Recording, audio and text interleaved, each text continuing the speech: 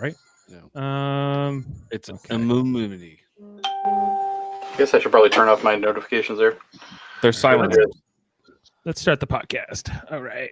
Hey, everybody. Oh, while you're down here. Welcome. It is Wednesday night here on Live Long and Podcast, and we are talking Star Trek, the original series. Let's bring in our panel. First, my dad, Ted. How are you doing, Dad? Hello, how are you? I'm good. Salutations.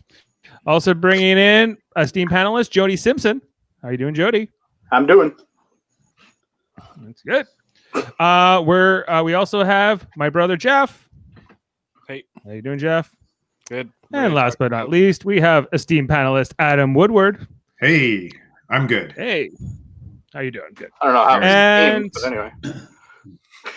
And we are talking the Immunity Syndrome from the second season of Star Trek, the original series, which I quite liked this tonight. I thought this was a pretty good episode, but we're going to talk about to the panel and get some opinions. I'm going to start with Dad first. Dad, you want to comment on the Immunity Syndrome? Sure, what do you want to know? Did you like it? Yes, I thought it was pretty good. It was an interesting episode, flying into a black hole without any idea where you're going. But I guess that's what starships are supposed to do. So they did it. They went with their mission to try and find out what's going on, and then almost died, but they destroyed the thing in the end. So it turned out all good. Yeah. Okay. Well, hey, fair enough. It did work out. Let's go to Jody next. Jody, what did you think of the Immunity Syndrome? Boring episode. What else? That was pretty much it. And well, no, in all seriousness, it wasn't terrible, but it's sorry, I gotta adjust here. It wasn't terrible, but it was definitely not a great episode in my opinion. It was just literally the same thing over and over and over again. Like they just kept repeating the same shit. You know, that whole blurb between Kirk and Spock. He's like Spock, it can't be unknown. You must know. And he's like, well, what the fuck do you want me to do? I got no fucking information. And then it just looped again and again and again. It's it's like they had 20 minutes worth of actual talking, and then they decided they were going to stretch that out. There's just a lot of unnecessary dialogue in this episode, I think. Okay, let's go to Jeff. Jeff, do you agree with Jody? About what exactly? His premise was that it was boring, and it was a lot of the plot was going in circles. It's accurate, but I think it's dumbing it down. This is like Star Trek original series made the movie Interstellar. You know, they had the idea to make that movie, and they were like, but we have no special effects, so we're just gonna have to pretend that we're like our ship's always going to have to forward thrust, and then there's this problem solving aspect, which I think became a staple of Star Trek. These kind of episodes, it reminded me a lot of Voyager and what came later. But at the same time, it's a boring episode. Nobody seems nobody seems to have any energy in any of the scenes. Yeah. Other I just going through the motions. It feels like nobody really liked the story or bought into the premise, or something was up with this episode. I don't know how you guys felt, but it felt off. It felt like not a well executed episode, but at the same time reminding me a lot of what will come later. Okay. Yeah. All right, Adam. Adam, we haven't heard from you yet on the Immunity Syndrome. You've heard from Dad. You've heard from Jody. You heard from Jeff. You heard I liked it. So where do you sit? The episode for me started pretty well. Your audio's a bit low, Adam. Sorry, can you hear me now? Better? Yeah, you're good now. Yeah, that's good. Yeah. Yeah, the episode for me started slow. I mean, it started well. Interesting premise. When Spock is injured, I'm curious what's going on. But Jody's right. It got long. It got boring. And I was waiting for the episode to end. Yeah. There came a point where you're just kind of oh. Yeah. Almost a relief. good storyline. There's some, interesting parallels to what's going on today, but I found it just a little tiring, and I'm glad you guys are saying the same thing, because I was like, this was Sunday night, at 9:00, and I think maybe I'm just tired, but I'm clearly not. So that's good. It reminded me a little bit of that, David. It reminded me of a little bit of the very first Star Trek movie when they were going looking for V'ger. Remember V'ger? Yeah. It reminded me of that. They were like kind of that idea. That's not high Boring praise. too. Yeah, boring as well. No, that's not high praise. No. Yeah. You know what? I'm going to tell you why this it wasn't episode is boring. good. There's no question. All right, tell me, Dave. Why is it I'm good? curious. Tell me why it deserves a mark above a 5 in a grade. There's some great things established in this episode, including the all-Vulcan crew of the USS Intrepid, who was destroyed before the Enterprise encountered this entity, which establishes some of the more inner workings of Starfleet, and how and why Starfleet seems to be human-dominated, when maybe in fact it's not. Perhaps that these ships are just manned by crews of a particular member species in the Federation, and here, and we see that, or we hear more. It's more told to us through dialogue that this crew was killed. That's Spock's connection with those other Vulcans, and how their fate seems inevitable for the crew of the Enterprise. The peril. We talked a lot about the energy being drained, but that was the whole point. This amoeba was draining their energy, so of course they're going to play it tired. Like how many times in this episode, Dave, did Scotty say like the percentage of energy that had been drained? He said it like 5 times to Kirk. How many times did Kirk say Kirk out? He said it like 10 times in this episode. They had to work together here, guys. They had to all coordinate just to save the ship, and yeah, they had to work together. They're on a mission. Nothing is happening the entire episode. The mission is they're surrounded by an amoeba that won't let them leave, and that's like literally 45 minutes of that is like too long. It was going to invade our galaxy. But they don't know what it is, Jeff. You know what it is. They didn't know. Okay, but just from a point of television, it just wasn't paced well. Does that make sense? No. So let's get into it. Into the plot of the episode. I didn't know you were the defining factor on that one, Dave. Well, I'm one of them.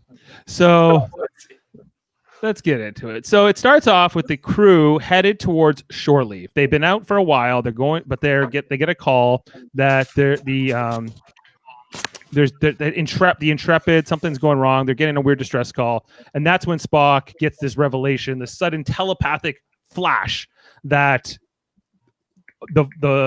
all these Vulcans have died, right? And he reacts very quite instantly to it, and he's saying the ship was destroyed. And then they get this call from the starbase that kind of confirms that, while Spock goes down to sick bay to get checked out by McCoy. So that kind of starts this whole mystery along. And when starbase calls and tells Kirk that they have to go check it out, he was like, "Come on, man, we're headed for vacation. This is really not the time. There's got to be another ship." But there's no other ship. Did you mention that every time that Kirk mentioned shore leave, he checked out the girl's butt? Whoever was walking by. Yeah, he even did it at the end. He signed the pad at the end. Signed the pad at the end, and he's like, "I'm going to sign you later." He totally does. It's quite no, I don't know. I definitely noticed it. But so anyway, they're sent on this mission, and they approach it, and they start to piece together that the Intrepid's destroyed. This whole solar system's destroyed. Here, I'm just gonna take that off screen for a second and show. This is what they find. It's this black hole in space. They don't know what it is. Spock can't tell anything about it, which is very frustrating to Kirk. We get a 10-minute fucking dialogue about it. It's brutal. Yeah. He mouths them off the whole time. It's ridiculous. Wow, we're going through we got tons of streams going. I got a few different images here, but okay. I guess my question is, when they find this thing and they know that the Intrepid's probably been destroyed, and where is it? But it's before they get here. It's right here. So they find this thing, and Kirk is at 100,000 kilometers away. He chooses to get closer to it until the point where they're pulled in and they can't get out. Right? Yeah, like, what's up with this? Like, why is everybody in Starfleet so fucking retarded when it comes to black holes in the middle of fucking space? Like, why do you keep going into them? Like, let's go closer. Like, that's always the solution. It's like, what the fuck is wrong with you people? Like, you're in the middle of nowhere. You have no fucking idea what's going on around you, and the first instinct is to go at the fucking black hole. Like, well, I thought it was a poor. Okay, Kirk. I think people are telling. I think what is it McCoy who says we need to get out of here. This is before they go inside, right? This is just when they send the why probe. don't they ever listen to McCoy? He's like, let's get out of here. He says, no, we're here to investigate, and that's what we're going to do. He suggests survival. Yeah, he suggests survival. Was this the right call for Kirk, ultimately knowing that this amoeba was going to invade our galaxy and maybe eat our whole galaxy? I don't even remember that being an issue. Turned out it was the right call. Yes. It turned out to be the right call. Was this thing actually moving? Because I don't remember them mentioning that. Yeah, But it was because he about to destroyed it. separate. Sorry, Adam? I thought it was about to like multiply and separate. Like, Yes. Well, they find that out near the end. Yes. It was. That it's going to multiply. Well, Yeah. even if it multiplies and it's fucking eons away, what makes you think it's coming to us? Well, it ate the solar system, and then it moved and ate the ship, right? So Yeah, it does it ate move. the all Romulan ship. Okay, well, that's great. Well, if it already ate a whole fucking ship, why are you going near it? Well, they got to find out what happened. That's their job. It ate a That's whole what they're universe. for. That's Kirk's rationale. I don't know if it's the right thing to do, but that's what they end up doing here. And so they end up inside, and they can't get out. The one thing I've learned about doing this rewatch with you guys is how terrible Kirk is a captain. Yeah, it's pretty bad. Yeah, he's not good. Comparatively, he makes some questionable decisions. Like, don't get me wrong, he's no Janeway, but still. Spock should be the captain. I mean, really, he's the most sensible. Fucking McCoy should be the captain. He's the only one that has enough brains to figure out that he's got to not kill people. Well, Spock threw some shade at him in this episode, called him, "Thank you, Captain McCoy, for your..." That's right, and that should have been right. Right. Maybe it's foreshadowing. Yeah, and then it just becomes this like slow burn that they're slowly dying, right? That's kind of the tension, and I think that's maybe what's not working for some of us here. That we're just like, it was slow, and obviously we know they get out. They should have called this the mono syndrome. So fucking boring, and it's like everybody's so slow and sleepy and. Yeah, nothing's really happening. Like the ship is like never really even shaking, even though like they're supposed to be in this dire situation. They're just like going about like drinking coffee, trying to solve the problem. And it's just like there's things like about like I don't know, like it just doesn't seem like they're in this bad situation like it should be. You know what I mean? Like, well, let me ask you this: does the dialogue from Spock not get you going a little bit? Where he says that he could hear the death scream of 400 Vulcan minds crying out over the distance? That's why the beginning of the episode was so good, because that's yeah, exactly. There was some great stuff that got me interested right away. Like, that was the hook. Yeah, the death stream. Yeah, okay, sure. Great. Now let's go find out what happened to Intrepid. I guess they were destroyed by the amoeba, but we never really talked about it after. And what ended up happening? The episode ended up becoming a Kirk-centric episode when it could have been a Spock-centric episode. And this is what I think always happened on the original series. Is that he also talked about like 1 billion people in that solar system dying, like 1 billion. Like, again, that was. I mean, what are you going to do about it? But I mean, it's interesting. Again, that's a lot of people. So now we're trapped inside the amoeba with no power and a problem. And the one, for me, the one endearing part of this whole episode was when Kirk actually was trying to decide who goes in the shuttle, right? And he did seem finally to have a little bit of emotion about who goes, rather than, because they're his friends, but rather than just send the red shirt. Because he never seems to care about them, but he certainly did care about whether Kirk or McCoy or he did go, and that was a real moment, I thought, for once. Well, I'm sure the red shirts aren't trained on the devices that are required for this mission. True. Like, yeah, I'm sure they can fly a shuttle, but I don't think they can work all the instruments that they Can needed. McCoy fly a shuttle? No, that No, I mean, he probably could have, but like, yeah, like that's what he says, Kirk, right? He says he Spock's more qualified for this job. I get probably just that flying the. Yeah, and then McCoy got his panties in a knot, and it's like that's kind of against McCoy's whole character because McCoy through the entire series is like, I don't want to deal with the fucking massive killers and shit like that. Like, I'll stay here. It's fine. So why is he so eager to get killed in this one? Like, I just don't get it. Yeah, I just think death is kind of like a theme in this episode, right? And I keep coming back to this earlier part where Spock's talking to McCoy, where he says, you know, you humans find it easier to understand the death of one than the death of a million. You speak about how Vulcans are cold, but yet you guys are even worse in that sense, right? And McCoy says, well, you wouldn't want to suffer the death of thy neighbor. And he says, well, maybe if you did, you wouldn't have such a bloody history. So there is some good dialogue, I think, here, some interesting ideas, but we also get a lot of like, maybe there needed to be more story than we got. Really, the things that you seem to really like, David, is the Spock stuff. Yes, but we don't get a lot of that in the episode. But I think we can all agree the Spock stuff is the good stuff in this episode. Like, everything else is pretty. Like, Scotty's completely wasted on this. He literally is just a guy that's literally reading a screen the entire time. Kirk it's says, like, we have 30% power now. We have 10% power now. We have 3% power now. Well, the battery's running out. Kirk says, what is it you sense, Spock? And he goes, the touch of death. And he says, what do you think they felt? Astonishment. I thought that was great. You know, just like there's a bit of just a tension there, right? Somebody and the fact was that they tripping say on the jazz cabbage on that one, though. On the what? On the jazz cabbage. The jazz cabbage. Yeah, the weed. Okay, the jazz cabbage. Yeah, so I'm trying to remember the details of the plot. So maybe you're right. There's not a lot going on here. Basically, they're just constantly trying to problem solve. How do we keep more energy? When we try to go forward thrust, we end up going backwards and vice versa. So there's some counterintuitive that leads them to figure out that the antimatter is what they're going to need to ultimately defeat this thing. But it's kind of Spock volunteering for this mission, going on the shuttle.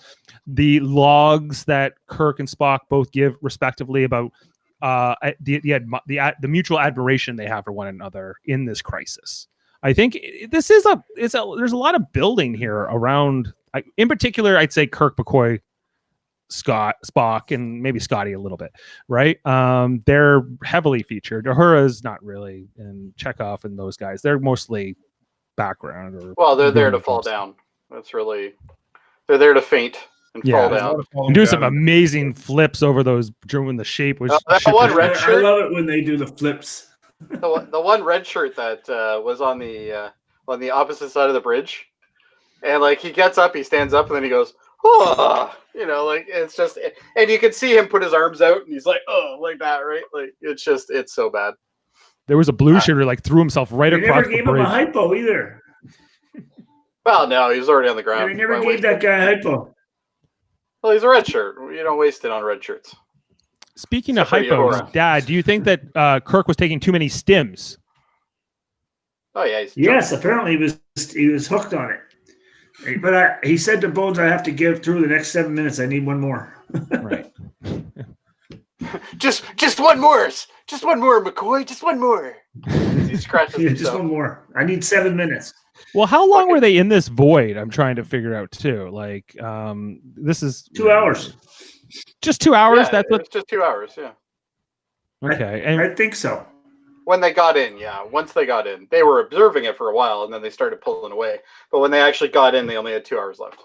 Okay, Jeff. When you saw them in the darkness here, in this void inside of the amoeba's field or whatever it was, did it make you think of Star Trek Voyager and the few times that Voyager was stuck in that in the void? Yeah. Yeah, that's what I mean. Like the episode itself and the structure of it reminded me a lot of what would come in Voyager and in Deep Space Nine, and they're kind of like, okay, so they go into something and then they have to figure out the problem solving for the rest of the episode. I think those shows figured out that you need to come at the viewer a little quicker with like change it up a bit and throw a curveball. This episode's like it's too straightforward in my opinion. And that's kind of my beef with it. I'm with you. I was reminded of a couple Next Gen episodes where they got stuck in power draining areas, and the storytelling. You guys look at it from a different perspective. You're looking at it from a different perspective, which is you have the other episodes to go on. They didn't have that back then. This was the first McCoy. I was going to say that. But this isn't the first. Yeah. But to be clear, this isn't even the first space monster fucking episode. Like, this is a formulatic thing that they did all through the second season. Literally every second episode was a space monster episode. It's like, oh, come on. Yeah, and it's not one of the best of the bunch, but it definitely it's a foundational episode in a lot of ways. I would say. What could be scarier than a space amoeba? Damn near anything else. Could you mention this was a movie? Like that was the movie? And you know what? Maybe we got to listen to Ted here and be a little more kinder to the fact this is the first time sorry, not the first time, Jody, but it is inaugural as far as the storytelling. Yeah, the first time they went through it. Because whatever year this was done, it probably looked awesome. The fact that they were, the crew is stuck in a place where they can't see the stars. We're going to die in 47 minutes or whatever it was. I imagine that was pretty compelling in 1968, I guess, or whatever. Oh, for sure it was. 68, yeah, that's when it was. Yeah, like it's not Miri. Like it's not Miri. I get it. Okay. It's not about one episode. I'd love you to not reference Miri. No. Miri's had her say. Jesus. Yeah, Miri sucks. I've noticed you guys never asked me to record another one since. No, it was good. I'm glad I've seen it. In some ways. Oh, I'm glad I've seen it too. Now I know to completely avoid it every time I do a rewatch. Yeah. That's all I got in terms of pictures here. It's like next up, Miri. Oh nope, let's skip that one. Right. There's also some great gifs in this that come from this episode that I think are worth mentioning. I'm just gonna bring that up one moment, including the one where is it McCoy and Kirk. Oh, okay. Yeah. Go ahead. Sorry.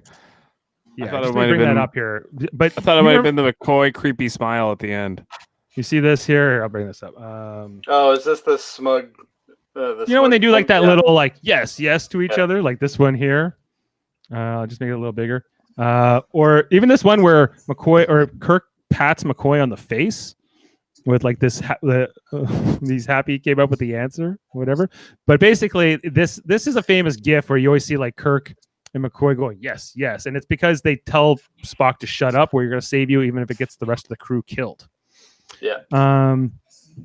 What did you?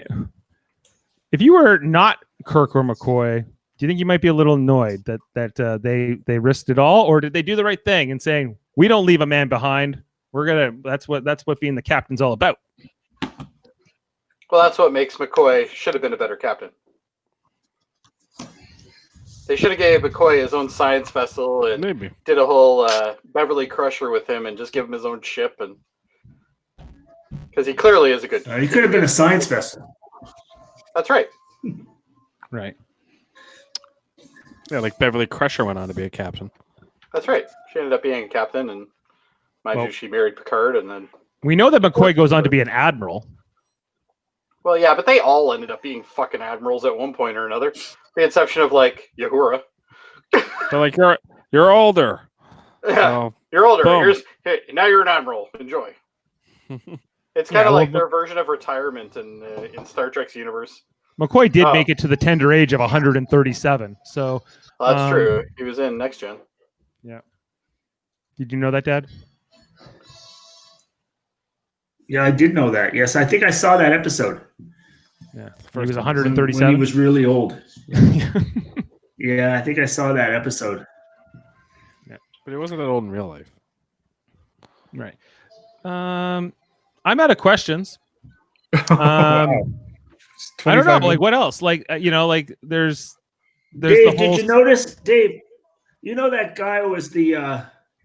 Apparently, Sulu was filming the Green Beret, so he wasn't there. So they had to bring in this guy named Kyle. Yeah, Lieutenant Kyle.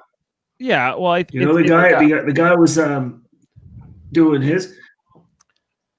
Yeah, I saw that. But yeah, Kirk kept it's all calling him in the Kyle. second season. I'm Not sure when we Kyle. get to fun facts. Was it Kyle? No, it wasn't Kyle. Yeah, it was Kyle. Oh, yeah, was Kyle. Was he in a gold shirt? But Kirk called him Cowell. Called him Cowl? Well, Because he was Cowell in a couple other episodes. He was Cowell in a couple other episodes. He's like the O'Brien of the Kirk original always series. forgot the names. I think that was more along the lines of, you know, hookers and blow on Shatner's part. Doesn't remember everything.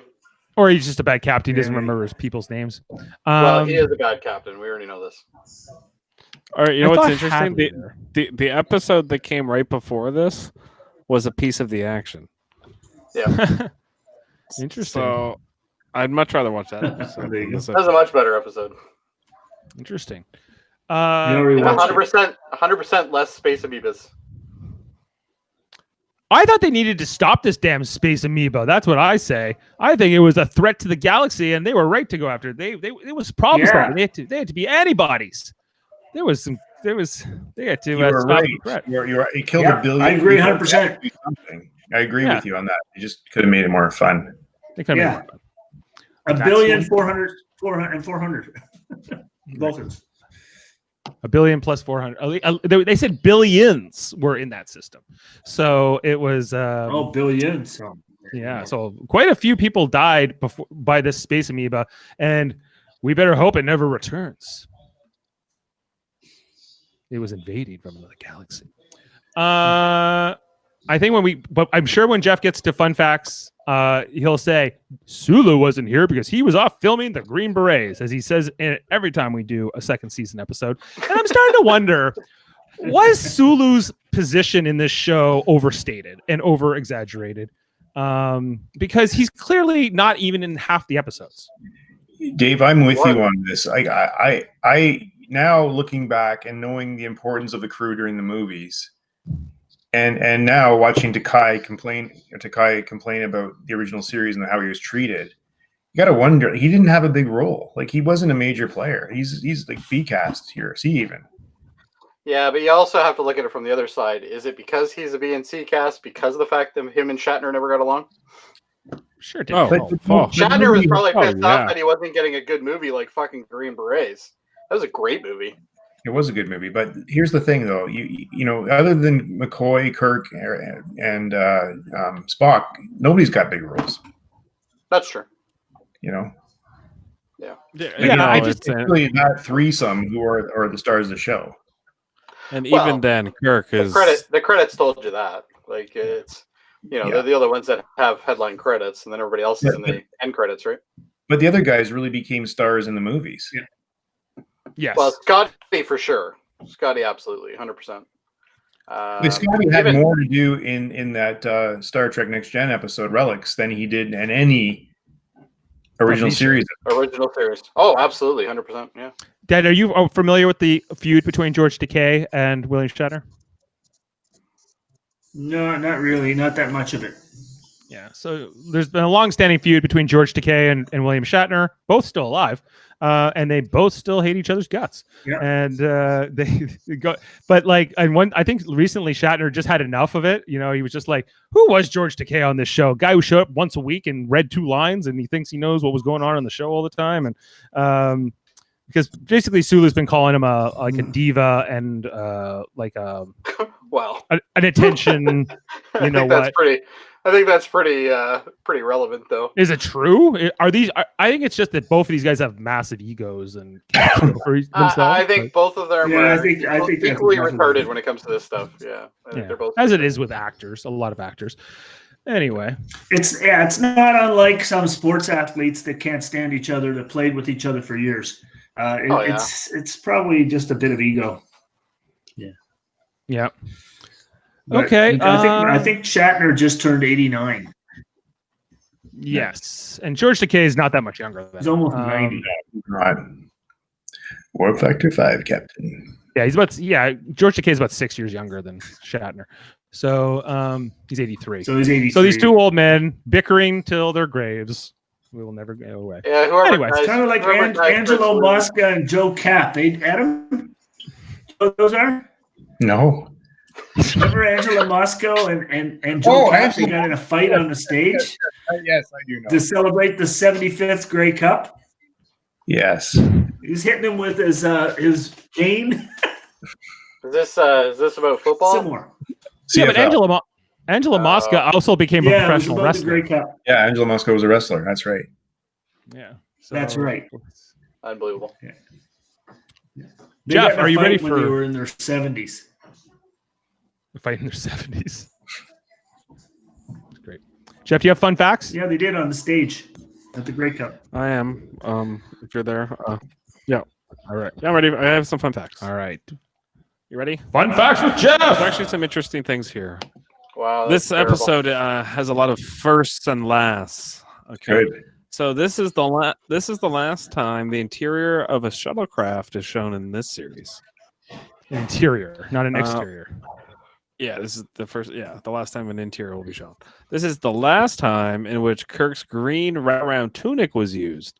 The last time viewers would see the shirt, though, would be in Bread and Circuses, which would be filmed earlier but wouldn't air until almost a year later. I love that green wraparound shirt. It's amazing.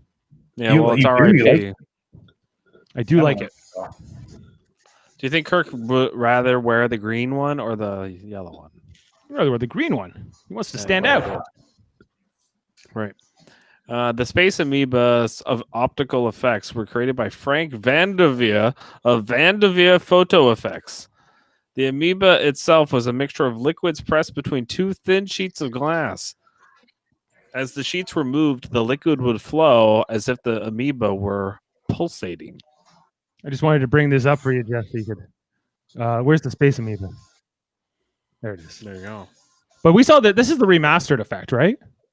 I don't know. Yeah, I guess so. You could look up the original one, I guess. Do you think this is a good special effect? No, but whatever. I think if this was the original special effect, they did a really good job. Yeah, if that's the original, then great. This is the first episode ending with a Paramount Television logo instead of the Desilu logo after Desilu was sold to Paramount. Desilu. Desilu, I don't know. Desilu. Desilu. So every This episode feel before baller. this, if you look at the end credits, it would end with Desilu, and this is the first episode that ends with it just says Paramount Pictures. It doesn't. They don't even go to the title Desilu screen. So that begs the question: are the Desilu episodes better, or are the Paramount Picture episodes better? Because I this would is about half. This is about halfway through the show. Halfway through the show. So is the first half better or the second half better? Well, I think that you could say that the third season is. What did I do there? The third season, Jeff, is bad. Is objectively not as good as the first two seasons of the series. So I think you could argue that Desilu has a better run. Desilu also connected to Lucille Ball, who was the original financier, and whoever her husband is. I forget right now. Ricky, right, or something. His name was Desi Arnaz. Dizzy that why- Arnaz. that why Yeah, it Ricky was Ricardo Desilu? is his character. Because Ricky Lucy Yes. and Desi. Jeff, do you know that? You know when Mom calls Rich, our brother Rich, Ricky Ricardo? Yes. I know where it comes from. That's it. That's it. There you go. Although the name was cut from the final draft, the captain of the USS Intrepid was named Satak.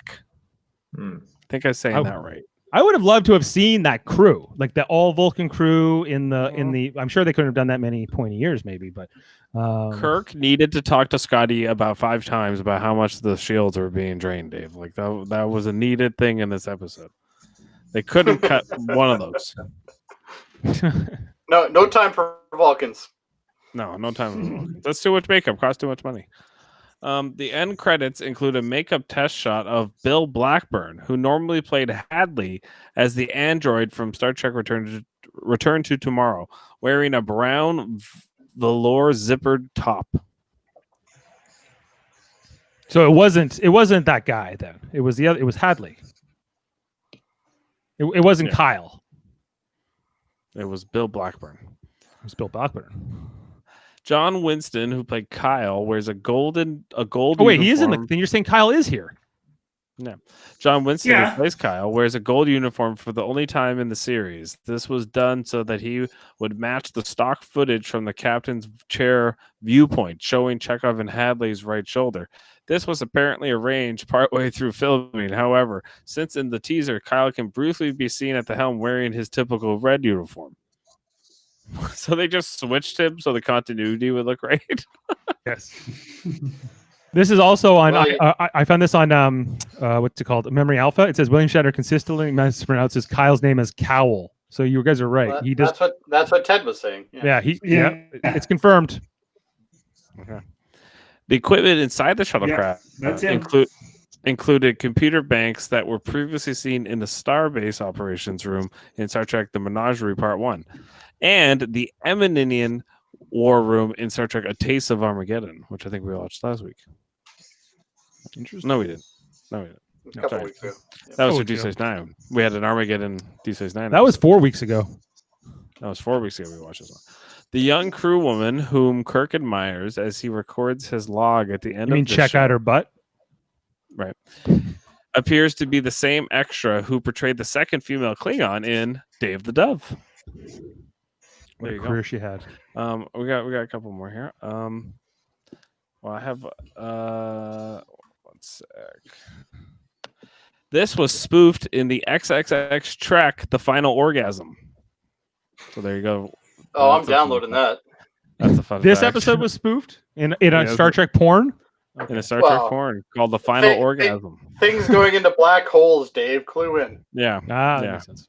And amoebas filled with jelly or whatever it is. Protoplasm. Protoplasm. Spock explains that Vulcan was never conquered and that Vulcan collective consciousness cannot conceive of the feeling of being conquered. However, in Star Trek: The Conscience of the King, McCoy says, "Now I know why they were conquered," in response to Spock's refusal to drink alcohol. This might be explained by Vulcan never having been conquered, but one or more of their colonies having been annexed by another power at some point. Or more likely, that McCoy just doesn't know Vulcan history very well. Well, yeah, I that seems more likely. Vulcans don't seem like I know Vulcans are pacifists, but they will fight as well. Right. Okay, so in the remastered version of the Doomsday Machine, which I noticed this tonight too, that the two shuttlecrafts are seen in Enterprise's hangar. In this one, the Galileo is the only one on screen. This is because Commodore Matthew Decker used the Columbus in his suicidal attempt to destroy the Planet Killer. The Enterprise had not put in for a resupply since that incident. Thus, the Columbus had not been replaced. So Interesting. there you go. Well, yeah, and so Very this important. this episode definitely With makes the chronology. seeing the Galileo, the shuttlecraft Galileo, and there's an episode called the Galileo 7. But the shuttle in the interior looked very different. But question I have for the group is: do you guys like this shuttlecraft design, or do you think it looks No. pretty dated now? It looks like a box. I don't like any of the shuttlecraft, except Looks like a garage door opener. Yeah.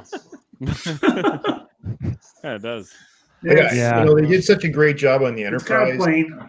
and it's like there was no creative left over. They took a box and carved out a ship. You know, throw some Oh, cells on it, we're good to go. Well, and especially when you look at the fact that like the model on some of the ships that they used like during the series was phenomenal. Like the Enterprise, obviously very iconic.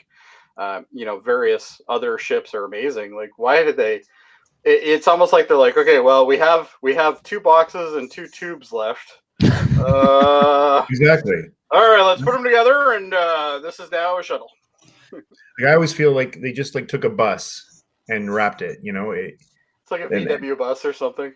yeah. Big There's nose no on it. creativity. They're boring. Even the next, like all of them. They just except for Defiant, which I guess isn't really a shuttle. So No, No. Defiant's not a shuttle. It's just a really Maybe. small ship. The final bit of Kirk looking at a crew woman and repeating his line about hoping to get some rest on some lovely planet was not in the script. It was added by William Shatner and director Joseph Pevney during the filming. That dog. There's a So- shocker. That's a shock that William. Because he's like, Shatner that's how the wanted- episode starts, and that's how the episode should end. Yeah, he's like, I'm horny now That's and I'm right. horny then. He's like, back That's to that business. William Shatner creativity going right there. Yeah. There's a 47 reference. Okay, I don't know why 47 is an important number in Star Trek, but there's 2 references in this episode. One is Spock says that the shuttle's shield will last only 47 minutes, And Spock also reports that his life support will only last for 47 minutes. I don't know what the significance of 47 is. I don't know either, but it always comes up in their fun facts. So that is it. That's it. All right. I have a bonus fun fact if you'd like it. Go for it, Jody. So in the 1992 Game Boy game, Star Trek 25th Anniversary, there is actually a shoot 'em up level based on this episode, which is you fly around space amoebas and they slow you down as you're flying. I just thought that was interesting. Even though it's a shitty episode, it was in a video game. All right, well, let's find out how shitty it is, Jody. So let's get into the ratings here. Ratings. Okay, Jody, let's start with you. You're gonna set the bar. 5. Okay, he's giving it a 5. Then over to Adam. I'll go. I'll be a little generous. 6. All right, 6 to. That's a from lot Adam. generous. Ad. 6.5. Okay. And Jeff. 4.9. I knew that was coming. Sorry, Jeff. I couldn't make that through the auto tune. 4.9, he said. 4.9. Okay. I think that's what he said, yeah. I'm going as high as 7 for this. And so that averages between the 5 of us at a 5.9, just under 6. So See, I told you, it's better than Miri. it's better than Not much Miri. better. It has a 7.6 on IMDb, which is kind of lower than some of the better episodes. So it's I think that you can kind of chuck. This is an average episode, really, when you look at it overall. It's pretty kind of run of the mill. It's not the best. It's not the worst. It's sort of none of those things. So anyway, I personally like it. I with iMud. So what does that tell you? Yeah. We have an episode for next week. Dad. Oh yeah. Sorry, Dad. We need an episode. Yes, it's called Who Mourns for Adonis? It's Adonais. Who Mourns for Adonis? No, it's Adonais. Adonis? Season 2, episode 2.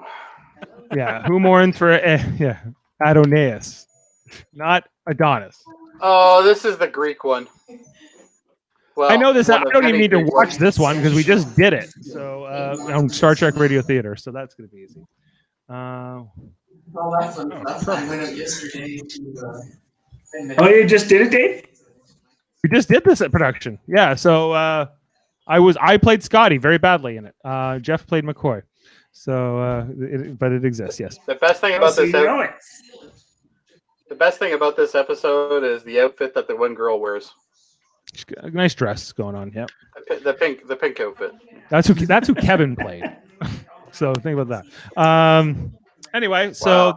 wrapping up tonight. Let's just so we'll be back next Wednesday to talk Star Trek the original series again. Who mourns for Adonais, which is when the Greek god Apollo shows up. So or so he claims. And the crew has to kind of figure that out. So we're going to be watching that next week. Also, we have a lot of other great things here on Live Long and Podcast. Thursday nights, we do Star Trek Discovery rewatches. Adam, you're part of that. Very good this year. Yeah, I agree. We're going into I have episode 7. to admit, I've been enjoying it. It's the show is moving. I think the story of the Star Trek universe along, which I They think is just gotta get rid of that main character. Once they get rid of that main character, that show's gonna be way better. yeah. And then we also do Star Trek Deep Space Nine rewatches on Tuesday nights. Jeff, you're part of that. I love that. Yep. You're And part of that. what are we watching next week? It's season 2, Whispers. Check that out. Whispers. We're going episode by episode in order, and we're halfway through second season. Whispers. And also, we do some other great shows here, including Star Trek Radio Theater, and I'm just going to plug that quickly here. Check it out. This Saturday night, we're going to be doing the Next Generation episode called Second Chances, the introduction of Thomas Riker. And we didn't have enough lines to really go around here, so we're having a different person playing William Riker and a different person playing Thomas Riker, basically, and Well, that's going to be awkward because they sound different. Well, we're gonna see how this goes. So it's good. This is what it is, and that's a good episode. I like this. It is a good episode, yeah. Yeah. So this is where there's a transporter duplicate who was created of Riker, and he finds out, and it causes some issues because Mott will be playing Deanna Troy, and he'll be in that love triangle. Mott's Also- playing Deanna Troy. Oh God. Also, Ooh. in a few weeks, on December 12th, we are going to be doing the finale of the first season of Star Trek Radio Theater, and we're bringing in a whole big cast for this. We're doing Star Trek 4: The Voyage Home. Oh, We got. And you can see here, Jody, you're back in as Captain Montgomery Scott. Yeah, I got wind that somebody did Scotty terribly, so I had to come back. That's my Yeah, sister. yeah, you have to come back and revive this role. That's right. I didn't play it very well. I'm going to be playing the Klingon ambassador and a few others. And also, check out our other channel this Sunday, Trivial Debates. We're going to be doing a battle here with Jaemeel Robinson hosting. We got Chris versus Adam versus Jody, two members from this Wednesday night podcast who are going to be in the fold. Make sure to check that out. So it's going to be basically Adam and me. Yeah, well, Adam, I know you don't know Chris yet, but you will know him by the end of these 2 hours or whatever. You're in for a treat, you are. So check all that out. Think absent-minded crackhead. That's the easiest way to remember. Yeah. All right. So I plugged everything. Our other channel, Super Mater Brothers Podcasting, we're on hiatus right now, but whenever Survivor and or Big Brother come back, we will be back. So I think that's it. Anything else you guys want to say? Nope. I'd like to thank the Academy. No. I'd like to thank all the panel tonight. Thank you, Adam. Thank you, Discovery Jody, Season Jeff, 3 is and Dad. Thanks, Dad. Yeah. Thanks, guys. Not bored yet? Hey, you're welcome. Okay. Have a good night, everybody. Yeah. And live long and podcast.